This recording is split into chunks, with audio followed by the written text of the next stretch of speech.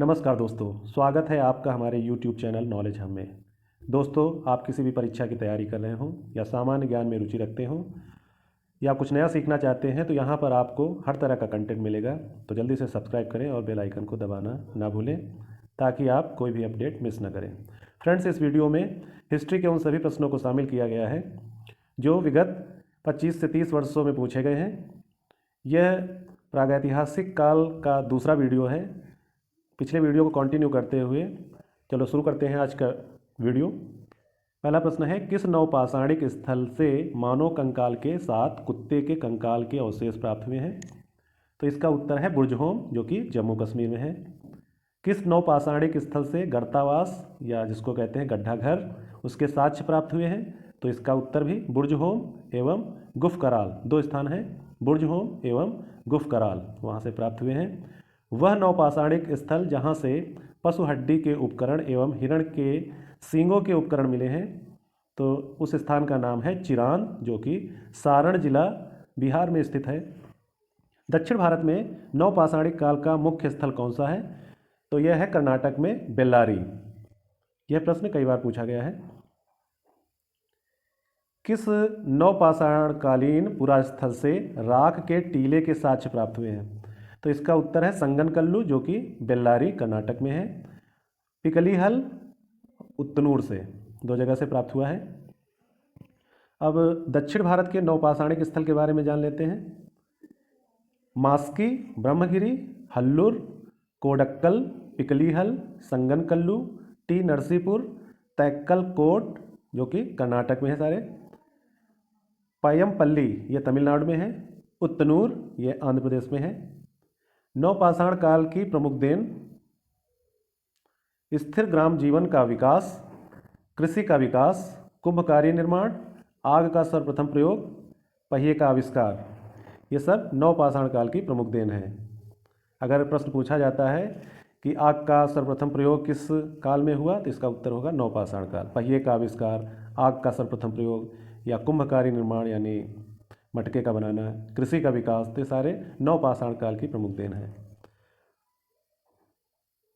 मानव द्वारा सर्वप्रथम किस अनाज का प्रयोग किया गया था? तो इसका उत्तर है जौ, न कि गेहूं या चावल। यह प्रश्न कई बार पूछा गया है। सर्वप्रथम मानव ने जौ अनाज का प्रयोग किया था। बसूली, छेनी, छेद वाला गोल पत्थर किस संस्कृति में पाए जाते हैं? तो ये उपकरण है और यह सब पाए जाते हैं नवपाषाण काल में। फसल काटने का आयताकार पाषाण उपकरण हार्वेस्टर किस नवपाषाणिक स्थल से प्राप्त हुआ है? तो ये हार्वेस्टर प्राप्त हुआ है बुर्जहोम, जो कि जम्मू कश्मीर में है। किस नवपाषाणिक स्थल से पशुबाड़े का प्रमाण प्राप्त हुआ है?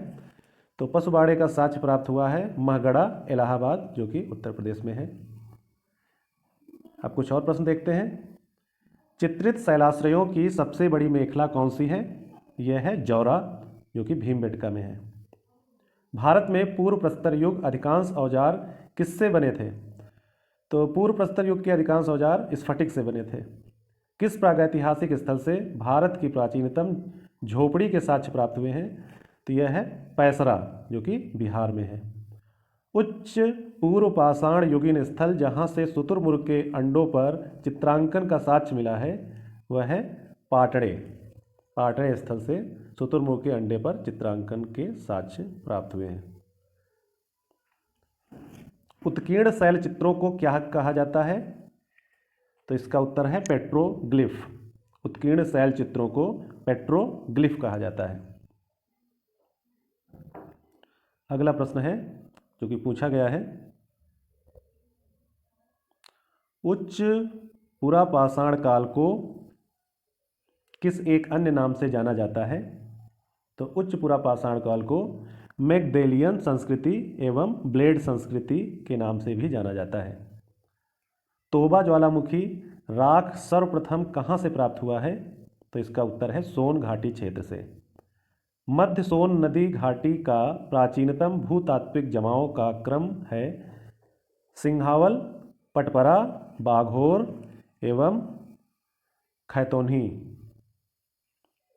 प्रागैतिहास के अध्ययन का विषय क्या है?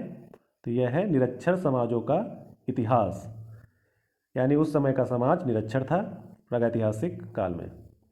हस्त कुठार उपकरण किस विधि के उपकरण थे? तो यह है बाईफेसियल, यानी इसके दोनों तरफ धार होती थी। पूर्व पाषाणकालीन लोगों का मुख्य धंधा क्या था? तो इसका उत्तर है शिकार करना। किस क्षेत्र में पूरा पाषाण काल, मध्य पाषाण काल और नव पाषाण काल के अवशेष एक क्रम में पाए गए हैं? तो वह है बेलन घाटी, विंध्य क्षेत्र एवं नर्मदा घाटी से। ग्राउंड स्टोन टूल्स किसका द्योतक है? तो यह है कृषि अर्थव्यवस्था का।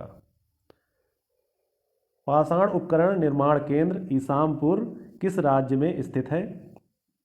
तो वह है कर्नाटक में। 2001 में भारत के किस स्थान से एक पूरा अस्मीकृत मानव शिशु कपाल प्राप्त हुआ है?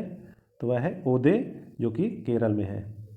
भारत में प्रागैतिहासिक पुरातत्व का जनक किसे माना जाता है? तो इसका उत्तर है ए कनिंघम को।